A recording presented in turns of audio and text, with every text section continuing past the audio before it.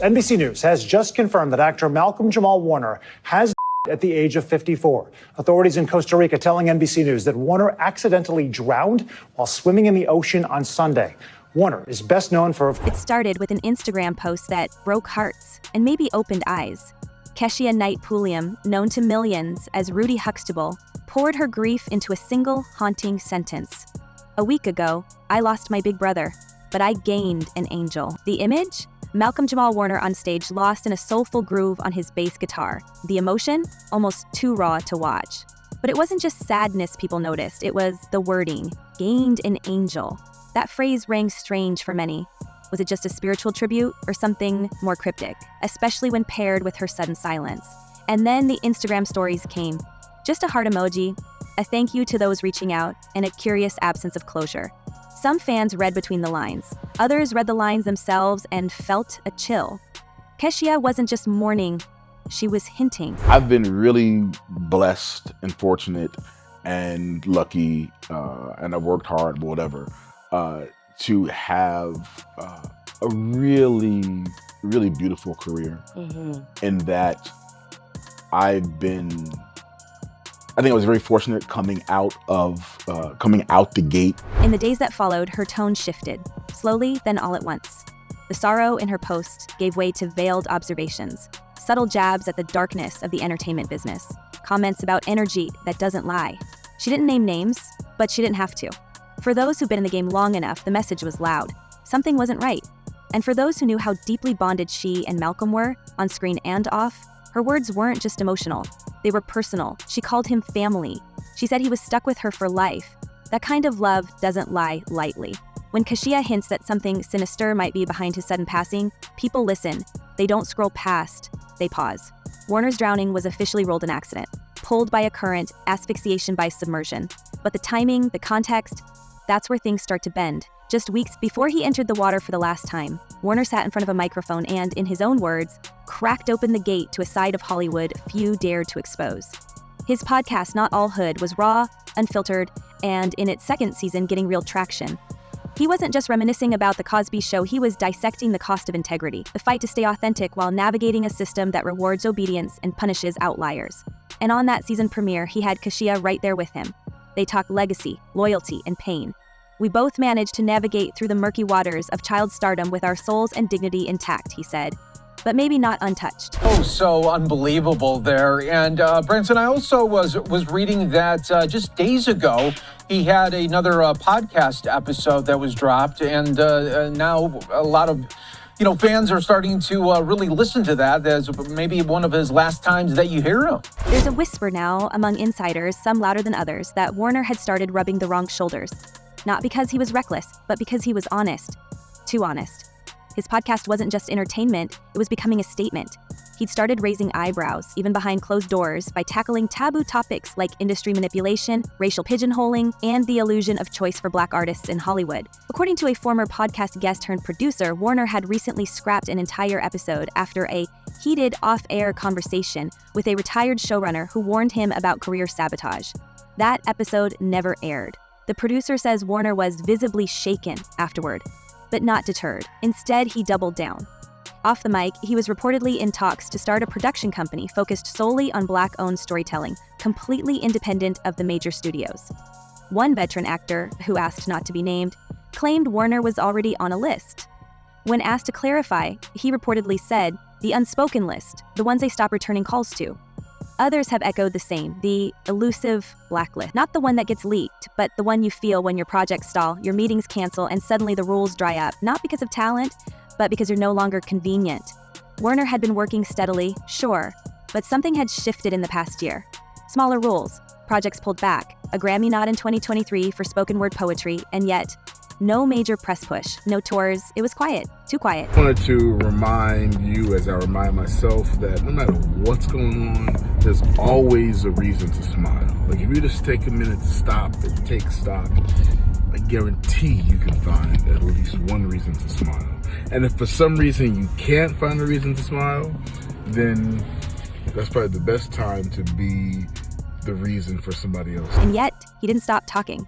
In a recent podcast released just days before his passing, Warner spoke candidly about how hard it is to remain clean in an industry where silence is currency.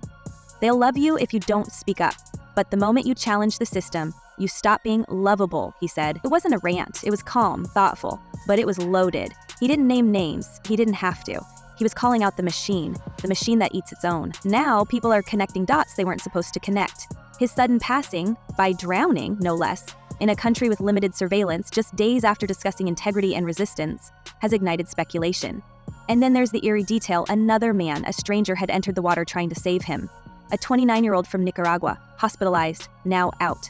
Unrelated to Warner. No connection, just there. What are the odds? Why was Warner swept away while this other man survived?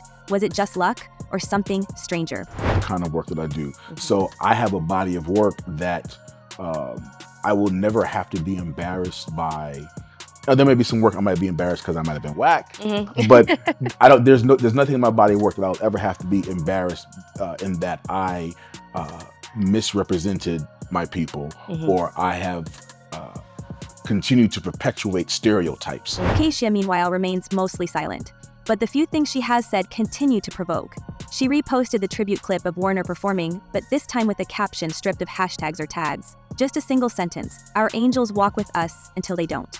That's not just grief, that's layered, that's intentional. And that's the kind of line that fans screenshot, that analysts pick apart. And frankly, it's the kind of sentence you don't just write while scrolling through old videos. You write it because you've seen something, you felt something. As if all of this wasn't heavy enough, we have to look at Warner's final public project, a podcast season opener that he recorded with his co-host just weeks before his passing.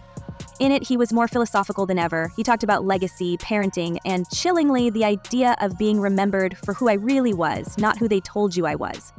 What did he mean by that? Was he talking about his character Theo or about something more personal? Did he know something was coming? Was there a reason he was so adamant that people will know I was a good person? Historic and frozen in time as this iconic character. What did that mean for television, and what does it still mean to this day?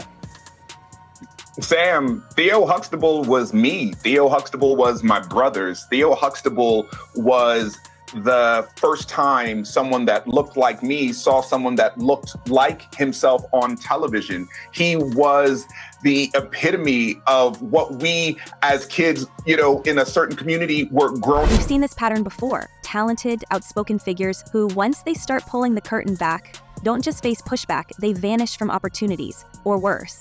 Think about it. Malcolm-Jamal Warner wasn't just coasting on sitcom fame. He was a Grammy winner, a director, an advocate, and now, suddenly, a man gone too soon under circumstances that don't quite sit right. Maybe it was just a tragic accident, but when someone as respected and cautious as Keshia starts to imply that this might be bigger than it looks, we'd be naive not to listen. And let's not forget, the entertainment industry has long been rumored to operate by its own code. We've heard whispers for decades about the blackballing, the gatekeeping, the whispered threats that never make it to print. And yet, every now and then, someone like Warner dares to speak in daylight. He didn't blow whistles, he didn't burn bridges. He just lit candles, shared truths, asked questions. And maybe that's what made him dangerous. Well, there's a lot of stuff that I've gone out for and didn't get. You right? Yeah. But I've never had to take a role that I felt would compromise. Because sometimes, the people who keep the most secrets aren't the ones shouting. They're the ones playing guitar in front of a packed crowd, smiling through pain, and then days later slipping beneath the waves in a foreign land, leaving behind questions no one wants to answer. But one name remained conspicuously absent from every official report, every press release, every tearful tribute: the identity of the man who entered the ocean to try and save Malcolm-Jamal Warner's life. Authorities in Costa Rica confirmed a second man was involved in the same incident, dragged into the current, hospitalized in critical condition, then quietly released. His name? Still undisclosed. His relationship to Warner? Allegedly non-existent. Yet something about this story doesn't sit right. How does a complete stranger end up in the exact same water at the exact same time during a family vacation? Was he just a good Samaritan with impeccable timing? Or was he there, waiting? Know that this incident took place on Sunday in Costa Rica. He was on a family vacation. He was swimming off of the coast of a town called Cocles in the province of Limon. He was swimming at Playa Grande. I've visited Costa Rica a few times. I was there with my family a few years ago, and those currents can be... What's raised more eyebrows is how swiftly he disappeared from the narrative. According to Costa Rica's medical director, this man, only identified as a 29-year-old from Nicaragua, was released without complications after being in critical condition. No follow-up interviews, no public thanks, no photo, no press conference, no contact from Warner's family. Even the beachgoers who tried to help that day haven't come forward with description. It's like he vanished, a specter. And the timeline, full of holes. Witnesses claimed the rescue effort lasted over 20 minutes, yet somehow this unknown man recovered fully in under 48 hours and exited the hospital without so much as a whisper. A full recovery after a near drowning? No therapy, no statements, not even a press mention beyond a line in passing? We've seen this playbook before. A mystery figure at the scene, conveniently absent from accountability. But if this man wasn't a tourist, wasn't with Warner, and wasn't a known local, what was he doing there? An insider in Costa Rica told a regional tabloid that the man appeared calm when the paramedics arrived, almost like he wasn't shocked by what had happened. That quote, buried in a footnote, has since disappeared from the outlet's website. Screenshots remain, and Reddit threads have latched onto the theory. Was he placed there, watching, maybe even following Warner? Early morning swim, he had gone out to the coastline just before sunrise, and a little after sunrise, got into the water. Not too many details about what exactly happened once he was in the water, but authorities did end up finding his body actually hundreds of yards away down the shoreline. His body was discovered in a rocky cove. It was brushed up against that rock. This leads to a darker possibility that the man who tried and failed to save Warner might not have been there to rescue at all. What if he knew something, or worse, what if he witnessed something that contradicts the official report? Remember, the authorities concluded Warner was swept away by a current, but Playa Grande in Cahuta is a tourist beach, not a notorious riptide zone. Locals swim there daily without incident. For someone like Warner, fit, focused, and with family nearby, to vanish in plain sight and be declared lifeless despite bystanders' efforts, it all begs deeper scrutiny. And then there's the silence. No lawsuits, no inquiries, no second autopsy requested. Just a body flown home and a mystery left behind in warm Caribbean waters. The more we dig, the more this feels less like a tragedy and more like a ghost story. A man vanishes, another appears, and the only person who knew the truth is gone forever. What's good? Yes, I got the flower in my hair. Today's my daughter's birthday. She put the flower there, so I'm rocking it. What? It's a beautiful day here in Atlanta. I just wanted to shout out and just spread some love and some good cheer. And you know, life is out here lifing. Right? For me and for everybody else. In the background of all this stands Not All Hood, Warner's personal passion project that was quietly gaining serious momentum. Far from the sanitized celebrity podcasts that fill up the charts, Warner's show dug into the uncomfortable corners of the Black experience, within the industry and beyond. Each episode felt like peeling back another layer of carefully curated silence. He and his co-hosts didn't shy away from calling out the illusion of diversity in Hollywood, or the subtle ways Black voices are policed under the guise of inclusion. What made the podcast different wasn't just its content. It was Warner's tone, calm, reflective, but piercing. He wasn't ranting, he was analyzing, which made it all the more dangerous to those who benefit from keeping certain conversations off the air. One episode in particular, released in late June, was flagged by listeners for its unusually direct language. Warner discussed the mechanics of power in entertainment, how decision-making is often controlled by invisible gatekeepers, and how independent platforms like podcasts threaten to upend that control. He hinted that a correction was coming for creators who bypass traditional channels. That episode was downloaded more than any in the show's short history, and quietly removed from Apple Podcasts a week later without explanation. Warner never addressed the disappearance publicly, but fans who archived it noted that the show's tone shifted after that point. The topic stayed bold, but there was a new edge beneath Warner's voice. A quiet urgency, as if he knew time was running out. I hate to bring up the sad news, but news did break today of the untimely passing of Malcolm-Jamal. I can't believe it. It's no wonder, then, that some now view Not All Hood not just as a podcast, but as a potential motive. It had grown faster than expected thanks to word of mouth and viral clips. Warner's sudden relevance in this unfiltered format made him unpredictable and uncontainable. And in an industry built on controlled narratives, that unpredictability can be a liability, especially when paired with a host who knew where the bodies were, metaphorically buried, having survived decades in the business. Could it be that Not All Hood wasn't just a creative outlet, but a ticking clock? That Warner's demise interrupted not just a legacy, but an on-air reckoning that some weren't willing to let unfold? Now let's zoom out. Because this isn't just about one drowning, it's about a pattern that's been quietly haunting the stars of The Cosby Show for decades. Malcolm-Jamal Warner wasn't the first cast member to face the shadow, and he likely won't be the last. What some fans are now calling the curse of the Cosby cast has taken on a life of its own. Lisa Bonet's estrangement, multiple career derailments, Jeffrey Owens reduced to tabloid fodder for working at a grocery store, and of course the nuclear fallout surrounding Bill Cosby himself, whose legal scandal didn't just scorch his own name, it left a scorched earth where an iconic show once stood. And you know, there's somewhere in my head that goes like, maybe they really made me all to a better place, because I look around this world and be like, oh. Yeah. Keshia Pulliam once called Warner family for life, but in recent years, even she has admitted that the show's legacy has been clouded by what came after. Warner himself echoed the same grief, saying the Cosby legacy had been tarnished, and that he feared the Huxtables would one day be remembered as just a fairy tale.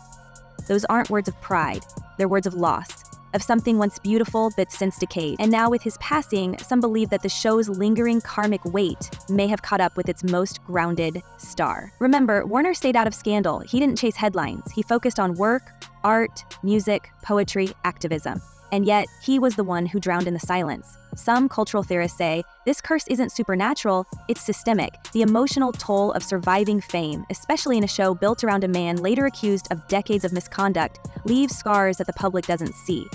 Could Warner have carried that burden until the very end? I mean, when I was on the show and we had such good times together, I was probably 18 and Malcolm was probably 17, 16, I don't know.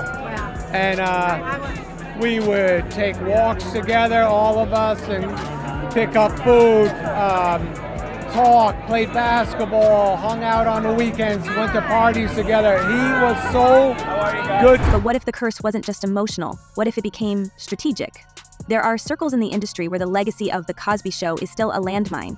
A successful reunion, a retrospective, or a revival effort could reignite public debate and draw attention to still unanswered questions. Warner had begun reconnecting with former cast members, even mentioning a possible podcast episode centered on healing, on reclaiming the legacy. That episode was never recorded. The calendar was clear. Then, just like that, the conversation was over, permanently. And this is why Keshia's cryptic tone feels so much heavier now. Because what if her message wasn't just mourning, it was mourning in fear? Think about the language. I gained an angel. We got our girls. Energy doesn't lie. These aren't the posts of someone at peace. They're the posts of someone trying to send a signal without blowing a whistle. She didn't name names, didn't cast blame, but she didn't comfort either. It was grief laced with urgency, as if she knew she was standing too close to a truth that others wanted buried. And unfortunately, oftentimes it takes something like that to remind us. It does. You know, about being mindful and being present to the gift of. At the heart of it all stands Warner himself, a man who carried both the weight of representation and the silence of an industry that never fully embraced him once the laugh track ended. He was more than Theo. He was a storyteller, a father, a quiet revolutionary, and perhaps a casualty. Whether of the ocean, the system, or something even deeper, we may never know.